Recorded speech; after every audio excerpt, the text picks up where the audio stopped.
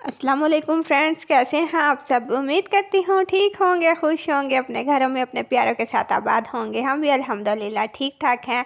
और आज मैं मिसबास किचन में लेकर आई हूँ एक ज़बरदस्त ड्रिंक, जिससे कि आपको बहुत अच्छी ग्लोइंग स्किन मिलेगी, वाइटनिंग ब्राइटनेस स्किन आपको मिलेगी। तो ये ड्रिंक ज़रूर ट्राई कीजिएगा।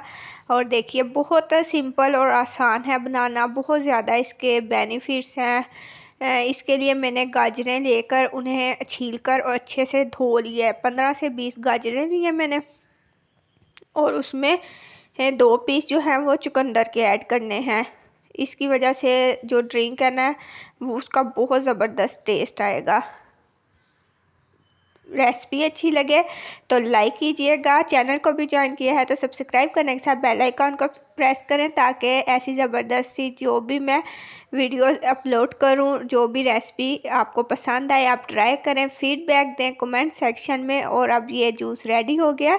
इसमें मैंने थोड़ा सा काला नमक ऐड किया, ब्लैक सॉल्ट। और देखिए, ज़बरदस्त माशाल्लाह लुक इसकी देखे कितनी प्यारी। आई होप के वीडियो अच्छी लगी होगी। शेयर ज़रूर कीजिएगा और अपना फीडबैक भी दीजिएगा। अपने प्यारों का रखिएगा ख्याल। अल्लाह हाफिज़। Thanks for watching.